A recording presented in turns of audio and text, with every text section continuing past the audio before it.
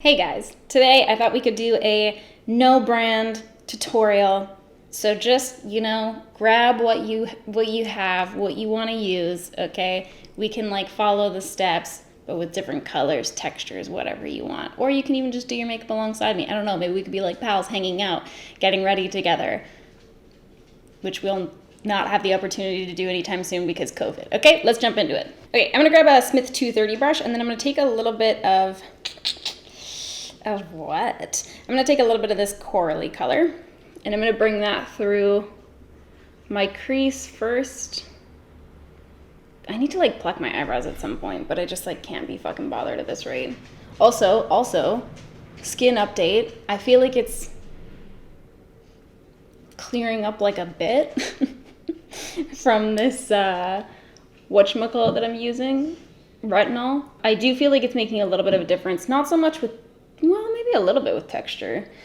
A lot of my active acne has gone down since I started using it, which I'm happy about. And the peeling hasn't been as bad the past couple times that I've used it, so that's nice as well. So I feel like it's slowly but surely. Remember like not even that long ago when my skin was clear?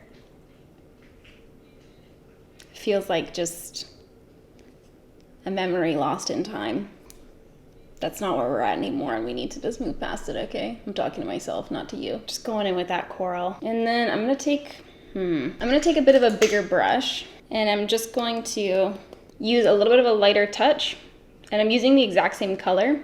So when I'm wanting to create a gradient but I don't have like a lighter color than what I put in my crease, then I'll use a bigger brush that just has less kind of, not necessarily less bristles, but you can see the difference between these two brushes, okay? This smaller brush, because it's smaller, it's going to be more, come on, just focus on this shit, man. Because it's smaller, it's gonna be more densely packed, so then it's gonna give you like a more intense payoff of color.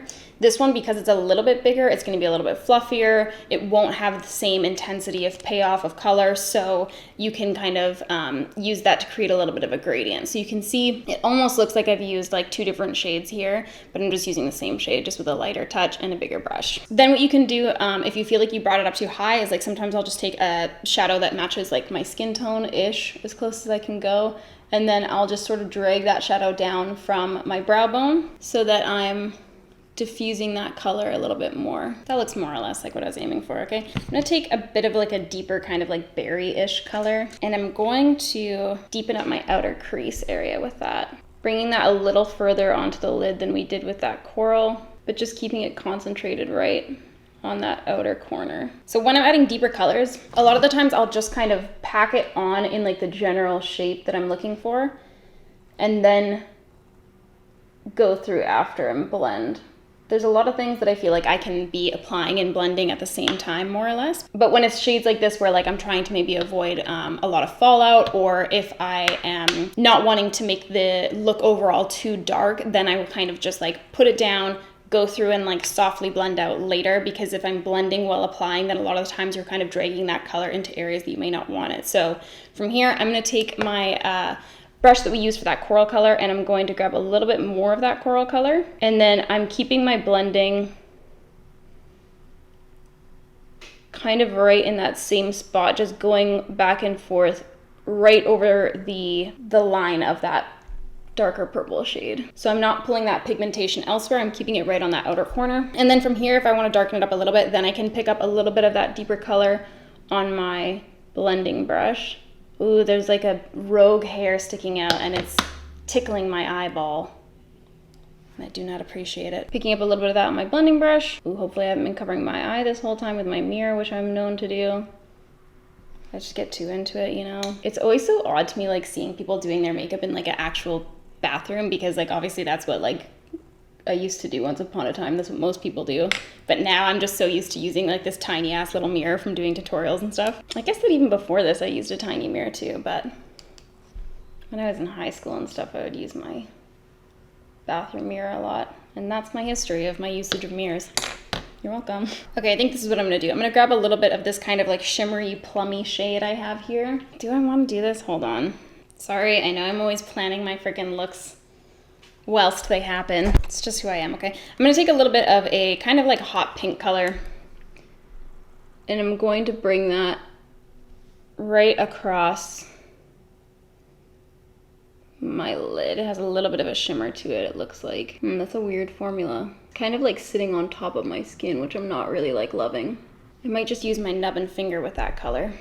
Well, I still have my nubbin fingers because I'm waiting for this like nail polish to come in so I can do this like one particular set of nails that I've been like looking at and admiring for a couple weeks. I'm gonna take just a little bit of, actually I'm gonna dot back and forth between that hot pink color and the coral that we used the first time. And I'm going to use that just to sort of blend out the color on the inner corner, just because I feel like it looks a little bit like harsh right now. And then I can always take my big brush and just blend over top of everything. These colors like aren't showing up the way that I want them to really, but whatever, it is what it is. I'm gonna take this other color here on a Smith 253 brush. This is like one of my favorite brushes ever. And this color is sort of like, kind of like a pinky gold shift. You'll see. Yeah, oh, or do I use my little finger for that one as well? Yeah, okay. Just kind of patting that from the center outwards a little bit. The guy beside us is like perpetually mowing his lawn. I honestly don't understand how there's any grass left to mow, but he's out there and he's doing it in a big way. Okay. I don't mind this. Just using a Sigma E27 brush here. This is such a good brush too. And I'm just kind of like patting over that outer corner. And I like to look at my look from different angles so I can kind of see what we're looking at here. But I'm pretty okay with this. I'm going to use this dirty rag. I'm gonna hop off. I'm gonna do my lashes. And then we can hop on and do the rest of our face, okay? The lashes are on. Oh, I have to turn off my music. That's not cool with the copyrights on YouTube, okay? What am I doing? Oh yeah, okay. I'm gonna put on a little bit of a under eye corrector of sorts. Rhymes with Rekka. I'm just going to go for it. Put that right underneath my eyes, just a dab, you know? I just like to apply that kind of right where my discoloration is the worst, and then I take my little beauty sponge and I just blend it out so that there's a really, really thin layer of that, so it's not getting like thick and cakey underneath my eyes, you know what I'm saying? Now I'm gonna mix a couple little concealers because why not? I try to be like conscious of how many things I'm mixing when I'm doing YouTube videos, because I'm like, okay, I'm mixing 5 foundations and 12 serums, and this is probably a little unrealistic for the everyday wearer. But right now, I feel like I can do anything if I just believe. I'm gonna go ahead and blend that out. I like to just kind of keep that right underneath the eyes, and then I will use my sponge. I'm kind of like stippling it, and then as I get to those outer edges, I kind of blend down. So then I get a little bit of extra coverage on my cheeks, but then it also isn't like a really harsh line or anything like that right underneath my eyes, because I don't like to bring my foundation up too far underneath my eyes, just because I feel like foundation is generally speaking a little bit more wet than a concealer is. So then that kind of will like cause transfer more often for me if I'm bringing up my foundation too high just for my mascara or whatever. So I like to bring that concealer down so that I don't have to bring my foundation up too high. And then I usually just kind of take whatever's left on my thing and I'll just like press that right onto my little spots, and then usually by the time I get over here, I'm like, fuck it. So I stopped doing it. Now, I'm gonna mix up some shit, okay? I remember this not matching the best. Well, it looks okay. I'm gonna mix up this particular thing that I'm using with another particular thing that I've been using to mix things with lately. Ooh, I have a feeling this is gonna be like a good mix, so if it's not, I'm gonna be really sad. Oh God. Or it looks like maybe that won't mix together at all. Oh God, oh God. There's like, most of the time I can mix things no problem, but then every once in a while I'll go to mix something and then it like starts separating on my palette and I'm like, this is not gonna be good. So this looks like this is kind of separating a little bit, but we'll see how it goes. Just gonna take my beauty blender and what's on my face right now and just start to buff that out a little bit. Sometimes what I like to do, if I'm trying to go for like a little bit more of a, not even necessarily sheer coverage, but just like a thin application, I will take a dot of product and then just kind of blend out in a really, really, really thin layer, like to the point where like I'm going to obviously need a little bit more coverage in certain areas, but just keeping a really nice thin layer, even if it doesn't feel like there's anything left on my sponge, because then I can go back and add more coverage in where I need it. So just kind of looking at this in a nice thin layer, I can see, like looking in the camera, I definitely want some more coverage around my nose, so I'll pick up some more there. But everywhere else, I actually feel like I don't mind where the coverage is at right now. So I don't need to go on and like cake on more product, because I'm feeling like this is okay. Like I can see where there's clearly redness coming through and stuff like that, and I can go and cover these areas. Like maybe even right here, I'll add a little bit more coverage. So I just take my sponge and I really press it into my product, and then I usually will press it on the back of my hand or onto my palette, get rid of some of that excess, and then I can go in and press that onto the areas that I need more coverage without adding a huge excess of product. If I need to pick up a little bit more, I can. And then I can go over to, yeah, that little area where I need a little bit more coverage as well. Add it in. And then I'm gonna look up this, look at this up close so I can see where I'm at. And yeah, I feel pretty happy with that. It doesn't match the best, but it is what it is, okay? I'm gonna quickly do my under eyes so that it's just done and we can carry on. I'll take a little bit of that deeper plum shade that we used and bring that onto my outer corner on the bottom there and just kind of connect it together.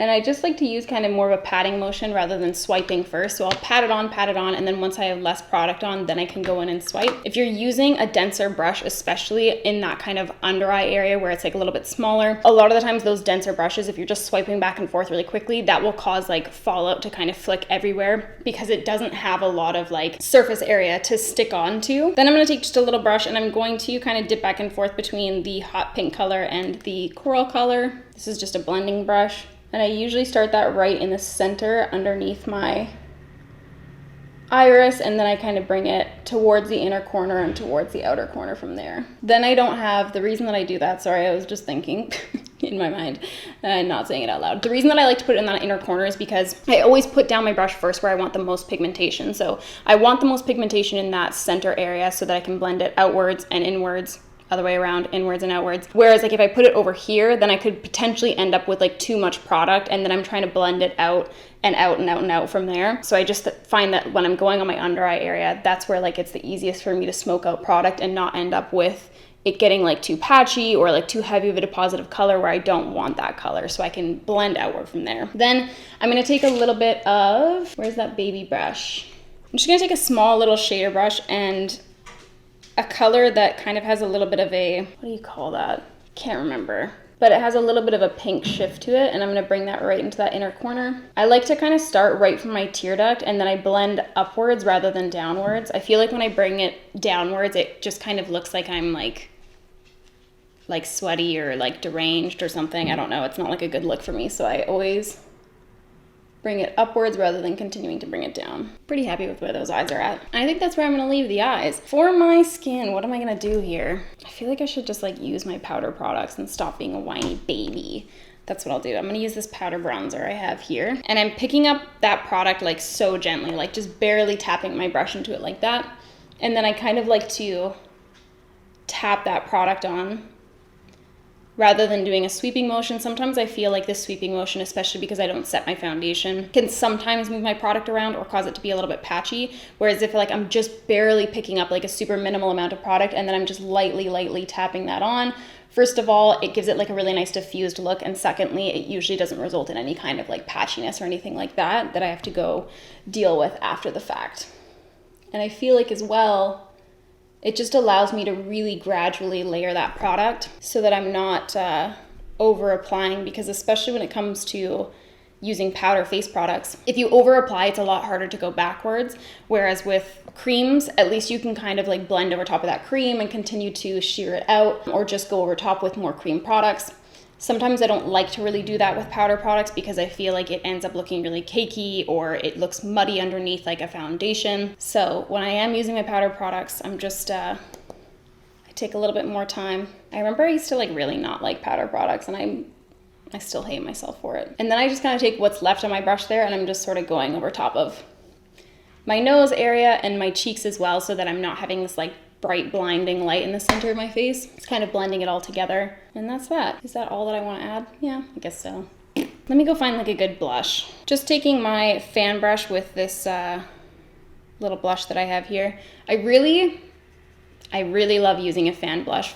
I love using a fan brush for my blush. I feel like it just applies it really, really beautifully, and it oftentimes doesn't over apply it too intensely, which I really like, because blushes in general are so easy to over apply. I say as I over apply my blush. But I just like kind of using the tip of that brush, and then I'll use the whole of it to sweep it into everything else and get it nice and diffused. And that's that. What I'm gonna use for my highlight today. I'm gonna use a little bit of a liquid highlight. Can't finish this off with a powder, you know? Let's not be crazy. So I'm just grabbing that liquid highlight on the tip of my sponge. And same thing, I'm really pressing that product into the sponge before just like going on my face with it so that I'm not getting it applied really, really heavily where I first put my sponge down. It's kind of already worked into that sponge. So it's gonna give you a nice even application, hopefully, in theory. And with the sponge as well, I don't know if this is obvious or not, but obviously the lighter the pressure that you use, the less product that's gonna be applied. So especially when I'm using a liquid highlight like this, if you're kind of newer to liquid or creams, I'll sort of apply it really, really lightly. And then if I want more of like an intense shimmer in a particular area, I can kind of press more on, and that'll deposit more color, more product rather. So then I can layer it that way rather than trying to go in and make the highlight really strong and then blend out from there. I just slowly layer up. I just love a cream, you know? Okay, I'm gonna jump off. I'm gonna do my brows. I'm gonna add my beauty mark on. Then we can pick a lip together, you know? Be right back. Okay, I have all that shit on. I'm gonna use, I'm just gonna apply like a lip gloss today, so I'm gonna use a little bit of a lip liner first because I use lip liner now. So, take that world. And of course, my favorite lip liner is, you guessed it, discontinued. You wanna know what else got discontinued recently? Okay, kill me. I have this one brand of sun-dried tomatoes that I like really love a lot. I eat a lot of sun-dried tomatoes, I don't wanna talk about it. I have this one brand that I really love a lot. It hasn't been restocked at like our grocery store in so long. And then Matt the other day was asking like, hey, like when are you guys getting those back in? The brand, I shit you not, went out of business. I don't know what I did in like a past life, but shit carried over and it's real fucked up. Like, it's not been a good time for me. I just can't believe it. Like, it's at the point where all I can do is laugh because like genuinely, I joke about it, but in a very sincere way, everything I love gets discontinued. It's like fucking hilarious. Like everything I love gets discontinued, or the brand goes out of business, or they stop importing to Canada. Just, you know, it is what it is. And I'm particular about my sun-dried tomatoes. I want to say that. I want that to be known. Anyways, I'm just applying a little bit of a gloss over top of that. That gloss never feels like it clicks on. It just fucking drives me crazy. Oh, it makes me crazy. I have to let it go. That's it, guys. Let me zoom you out so I can say good day. Was that worth it? Do we feel like that was necessary for me to zoom you out just the slightest amount? Guys, thanks so much for hanging out. I hope you guys learned something today, maybe. I don't know. Maybe I dropped a new little tip that I hadn't dropped before. Doubt it. It's been 7 years. We've been together. Thank you guys so much for watching. I will see you guys next time. Peace out. Every time. Gloss my hands. It's not cool. This is the life I lead as a booty guru. Bye.